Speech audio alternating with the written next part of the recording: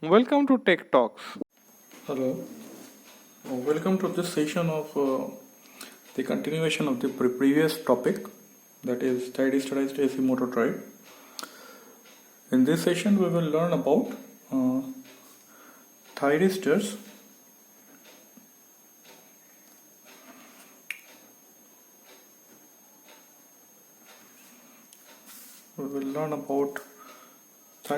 for static voltage control.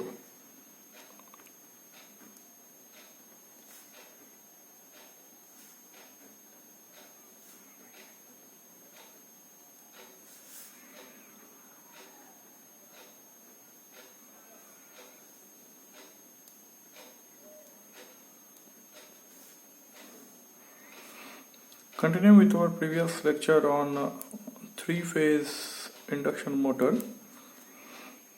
that this one is the stator and the rotor.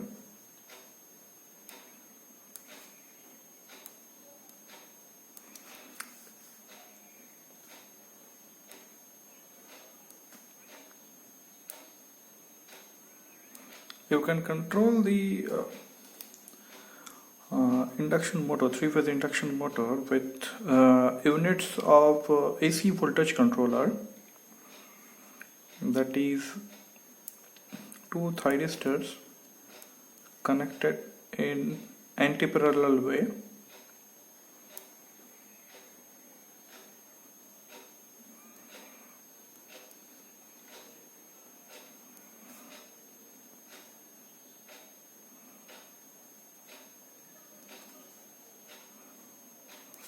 Similarly, here also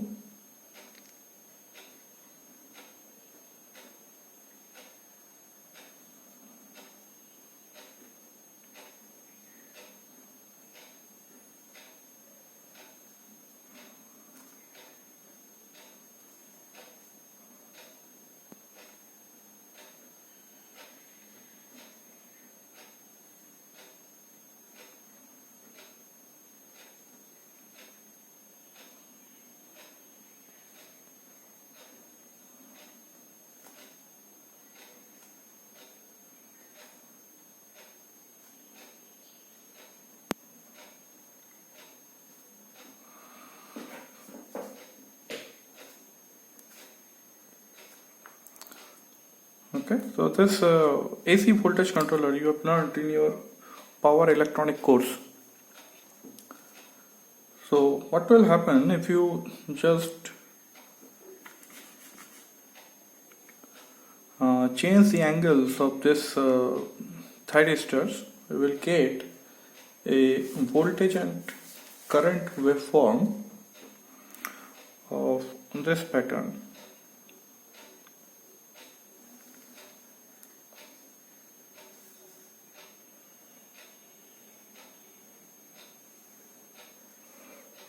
Okay, this is the original voltage waveform. If you don't connect this one, if you connect this one, so there will be a firing at this angle. This is alpha.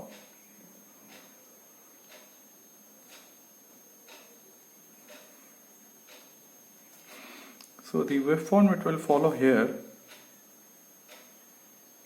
It will follow this waveform, and suppose this is the next alpha.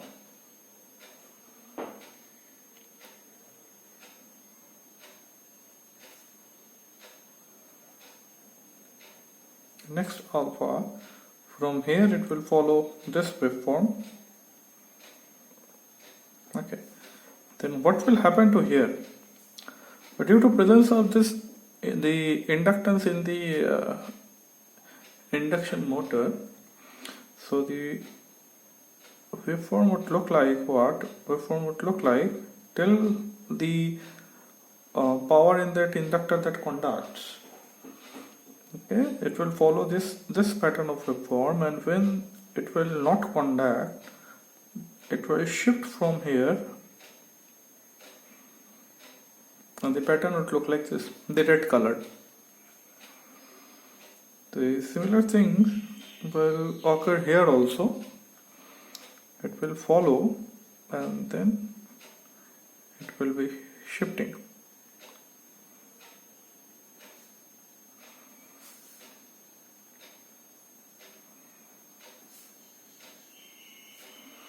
So the blue color, that is the original one. If no AC voltage controller would have been there, and the red one is that when you have an AC voltage controller and you have a firing of angle alpha. So from here to here, this point, from this point to this point is actually the conduction part. That means where the motor actually conducts, or the you have a stator voltage, a stator current.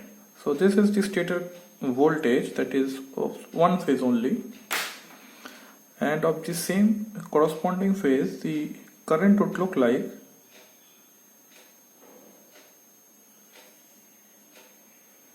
it will end up over here.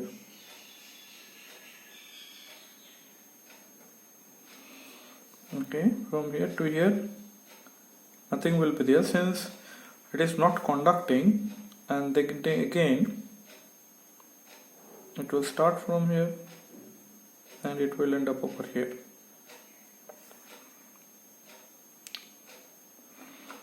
Okay, in this part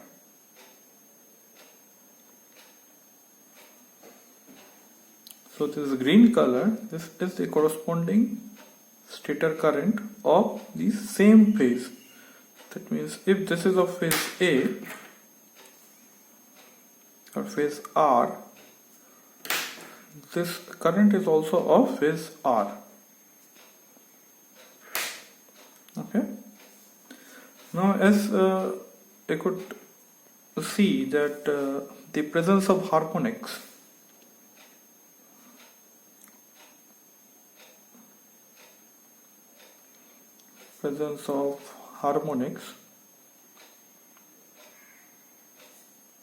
in both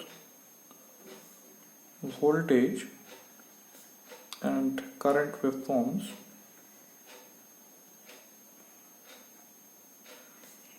we can easily calculate this one by graphical method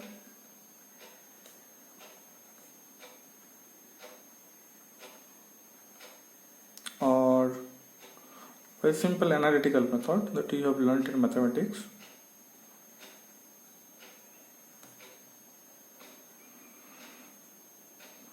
Okay, in the previous lecture I have shown you that how the induction motor can be connected with diode, rectifier diode, and then with a thyristor. Here it can be directly connected with a AC voltage controller. So there is only one phase operation. Previously it was a two phase operation, that AC was converted to DC and then DC was converted to AC. Here directly AC has been converted to AC with reduced magnitude. Okay, so we'll move to the next topic. Rotor resistance control, as you could understand that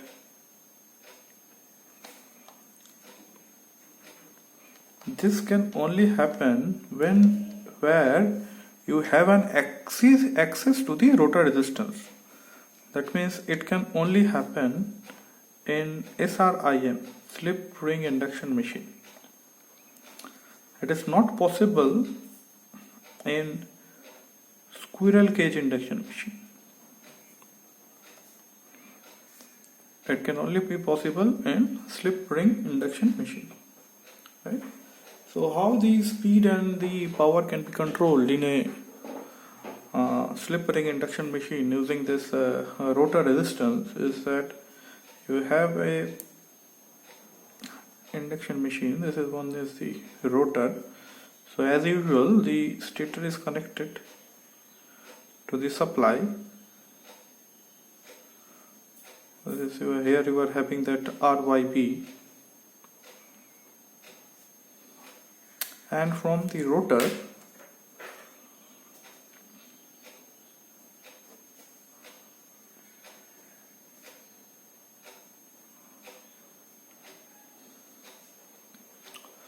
you are connecting a variable resistance that is externally connected. This is not a part of the resistance of motor, the rotor resistance of motor. This one is externally connected to the rotor.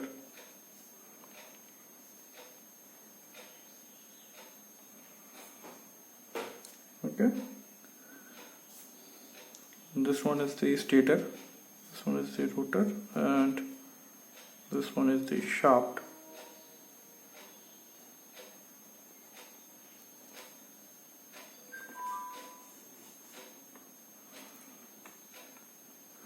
Okay. So as you have learned from the previous lecture, that you have seen that when there is an increase in resistance, then the speed torque characteristics varies. That is T, this is omega, this is the maximum torque line. Okay. This is omega S.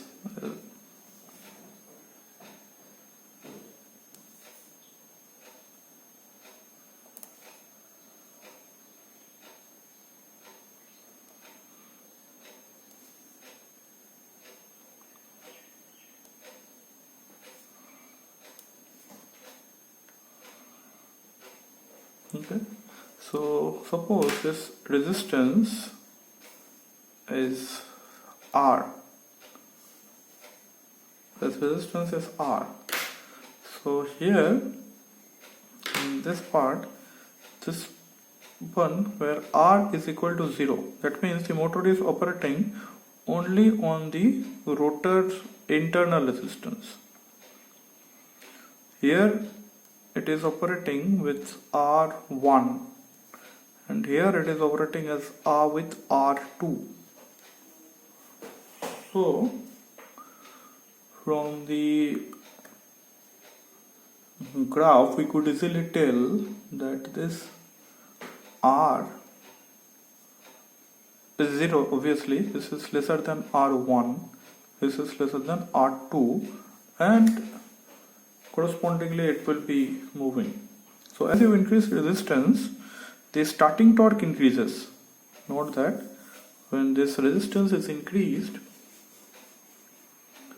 the starting torque increases.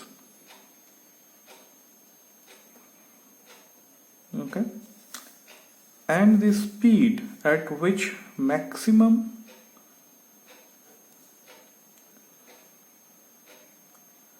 torque occurs, this one is the speed at which the maximum torque occurs, this value decreases. Note these 2 points, that whenever you are increasing the rotor resistance, the starting torque increases and the speed at which the maximum torque occurs, that one decreases. Okay. Now here there is one disadvantage, that is whenever you are adding a resistance over here, you are actually incorporating a I2 dash square R loss.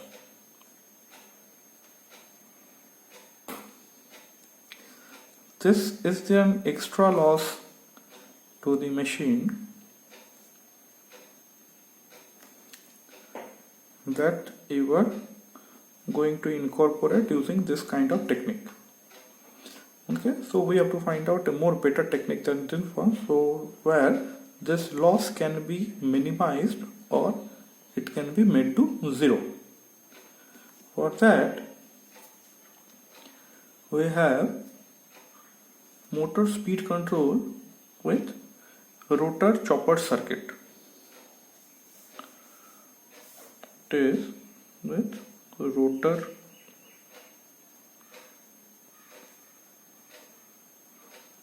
chopper circuit. All these are speed control techniques. So what happens over here? Here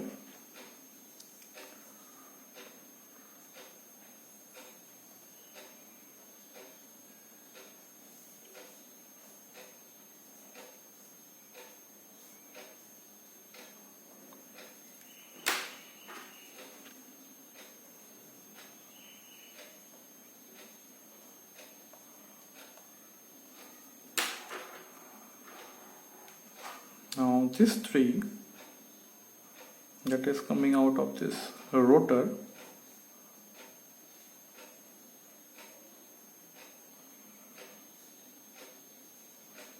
this is connected with a diode rectifier circuit, a 3-phase diode rectifier circuit. Okay, so here you will be getting an AC, here you will be getting a DC. This side, this one is AC, this side, this is DC. Here the supply is what? Here the supply is V rated, V supply with 50 Hertz. But what voltage and frequency we are getting over here in this part, and that is equal to the slip frequency S into 50. That is SF frequency. Okay, so whatever voltage you will be getting over here in this DC part, that will be corresponding to the rotor voltage only. Okay. So here you are having an inductor. This one is the iron core inductor. And then what you have learnt in buck chopper, that you are having a switch, but this switch is connected with an anti-parallel diode. This is only new of what you have learnt in buck chopper. This switch is connected with an anti-parallel diode, and the rest thing is connected to a load. Okay, load means what? Load means another resistor, a resistor R.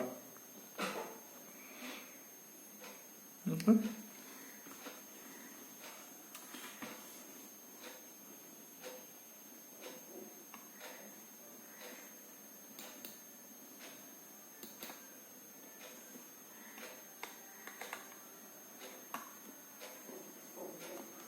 Well, this is the rotor chopper circuit.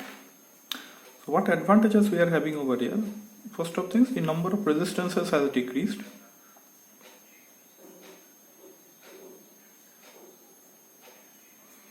That has decreased. Here we were using 3 resistance. Here we are using only 1 resistance. Okay. Next thing is that the resistance, overall resistance that can be seen, suppose that is equivalent to R output or R equivalent, this resistance is equal to 1 minus D into R. Okay, so since the value of D is less than 1, since this value of D is less than 1, so this value is obviously less. So this R cube is always less than this R. So anyhow, what power loss we were incorporating over here, this is power loss per phase. So for 3 phases, we will be having this much of power loss, 3 into. Here, that power loss is not happening. You have saved some amount of power, right? Because this device does not consume any power. This switch consumes power but very less amount. This also consumes power but very less amount. Okay, so anyhow you have reduced the amount of power that is required. So this is one of the other way of taking care of this loss. The next one is slip power recovery, that we will be continuing in the next session. So thank you for now.